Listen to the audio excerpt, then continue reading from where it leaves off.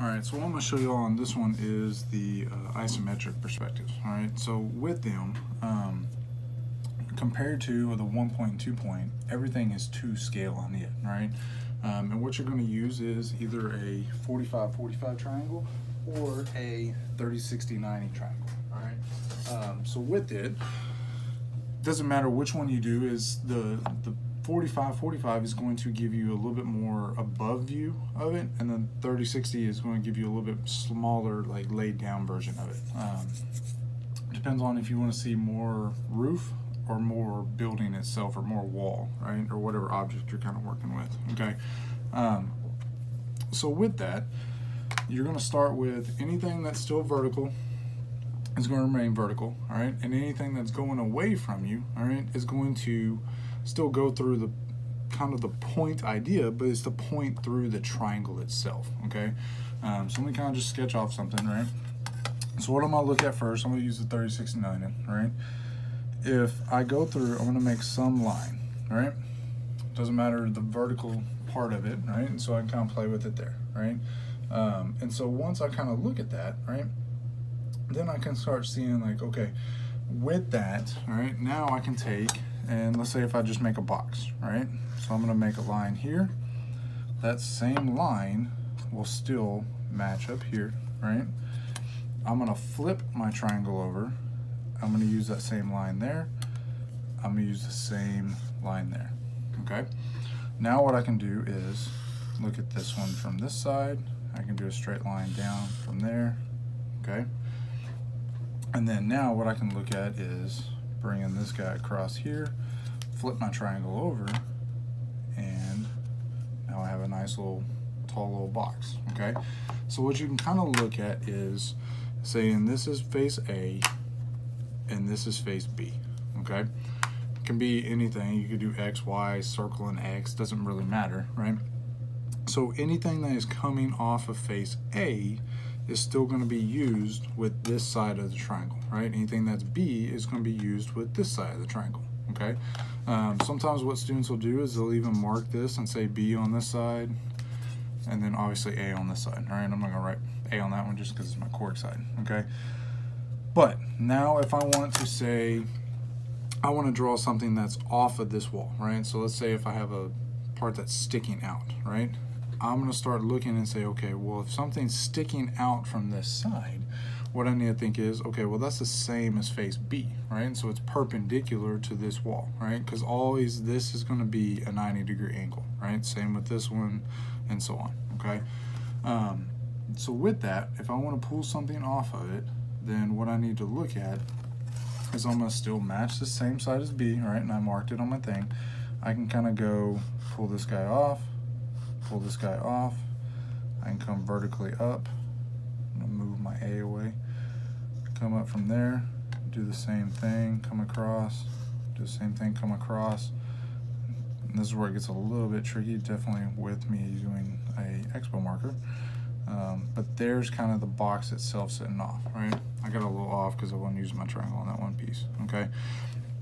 But with it, what I can kind of look at is this will go away, and this will go away, and so then that becomes my triangle that's sitting there, okay? All right, which it's definitely off a little bit because I definitely didn't use my triangle on that one, okay? But that's that shape, right? Let's say if I want to draw some little concrete slab that's off this side, right? I can use my same as my A, right? Then I can kind of play with it, still use it, come off of that, again, come off of that, right? How do I get this one? Well, it's parallel with this one that's for the B face, so then I'm going to flip this guy over and do it, okay? Now let's say if I want to make kind of like a Snoopy style house, right? And so then that Snoopy house, if I look at from the side, will look something like this, right? If I want to make the front of this or look at it from that side, right? What I'm going to look at is it's actually a triangle, right? And then coming down and so on for the house, right? So I got Snoopy right there. Same thing, Snoopy's right there, right? Okay, so once I start looking at this, then I need to know, well, where is this kind of idea? Well, if I look at this, this triangle goes dead center of that roof, right? I can't tell that from this side, but from this side I can, right? So if I come from this, and let's say we're going to put it on this side, right? What I can do is find the middle from here, which is right there, right? And I can come up straight from that guy, okay? I could have easily have measured on this side. I'm just showing different map features, right? So now if I say, all right, this is X tall, right? Well, I'm going to make that guy X tall, right? This is the one case where actually the triangle doesn't come into play, because what I'm going to do is I'm going to connect the dot from here, and I'm going to connect the dot from there, okay? So then now my face is this right here. Okay, so now I can actually, if I know that distance, which was X hypothetically, I can come up and do the same thing for it, come down, right? And you would actually measure it with your scale, but I'm just doing this for this side, right? But now that I know I've got, this was drawn with the A part of the triangle, this was drawn with the B part of the triangle, right? So what I can look now is, if I get my triangle back and I know the top of this roof, which is this piece right there, right, is going to go straight with that A. So now I can actually lay this guy here and come across, right? And same as how I did the box, right? The only thing difference is this will now go away, this will go away, that back line will go away, and then there becomes my roof, okay? If I wanted to do an overhang, obviously this line would have been shifted over, this one would have been over, this would have been over as well, to give me that kind of eave that I look, and kind of like where the Christmas lights would hang, okay? Same thing is if I've got another building that sits over here, right? And let's say it's pushed back behind that, right? I can still say, all right, well, that face is going to come off of A, so I can come with it, all right?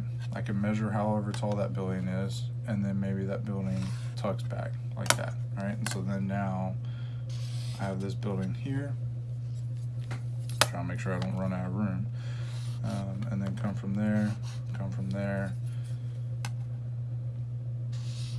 I got my triangle for that, trim off those little lines, and then I can come again, come up, and then maybe this one now, since it goes there, maybe it's just a flat roof, right? And so maybe I do some little parapet that comes around, coming around. So this is roof where the wall hits, or where the rain would hit, and this is the thickness of the wall, right? And we'll talk about parapets and all that stuff later, okay?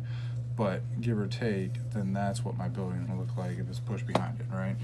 I could do some little sidewalk that hits to that, or whatever else, right? And so then it gets that, right? And so that's kind of the basics of one-point perspective, or isometric perspective, I'm sorry. With this, right, this is kind of the general way that most people will do a quick sketch, right? And so if you've seen the ones I've sketched in class, this is kind of the way that I do them, all right? So this is probably the most important of the sketches, just because it can be a quick sketch, and then it can also be one that you can kind of do, obviously, to scale. So let me know if you have questions. Thanks.